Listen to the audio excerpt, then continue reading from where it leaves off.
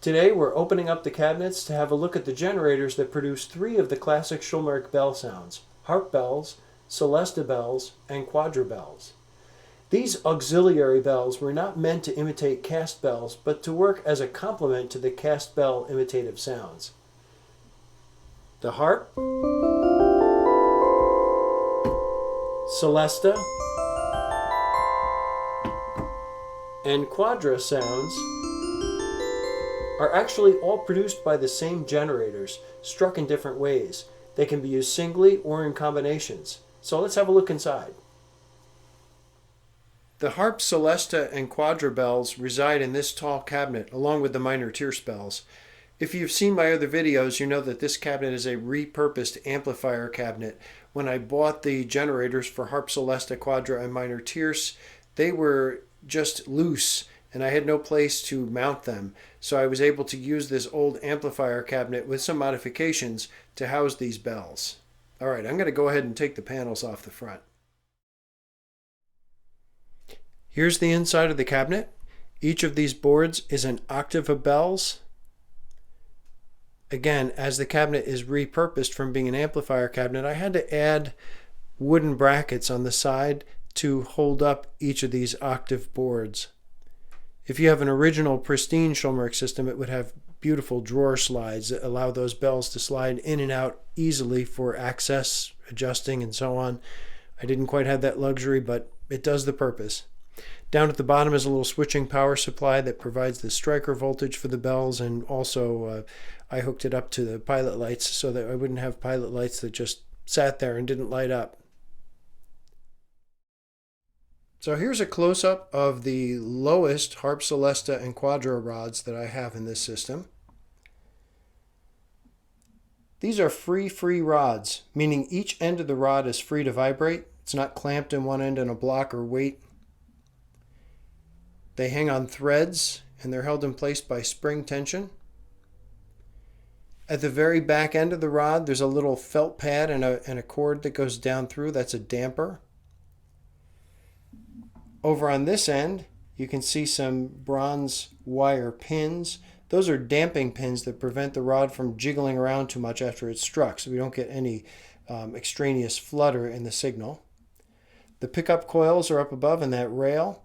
And since these are made of bronze, just like a cast bell, magnetic pickups wouldn't work. So there is actually a small magnet in the end of each rod that projects up toward the pickup. These rods are very similar to minor tierce rods. The tuning is a little different, but structurally they look very similar. One of the big differences, though, is with harp, Celesta, and Quadra, you actually have three strikers situated beneath each rod. So down here, this and these two, those are the strikers. The one closest to the end with a nylon end on it is what produces the harp sound. Because it's close to the end, it energizes the lower partials of the rod a bit more. So it gives a deeper sound with less brilliance. This one over here is the Celesta striker. You can see that it does not have any nylon on it. It's a hard metal striker. It's further up the rod, and it's located toward an antinode for the upper partials. So it excites more of the upper partials in the rod and gives a brilliant tone. And the effect is that it actually sounds kind of an octave higher than the note produced by the harp striker. In between is the Quadra striker, and as you probably guess, the tone quality of the Quadra bell is somewhat in between these two. Whereas the harp bell has the lower two partials loudest and the upper two softer. The Celesta has the upper two loudest and the lower two softer. The Quadra bell has all four partials being just about equal in volume.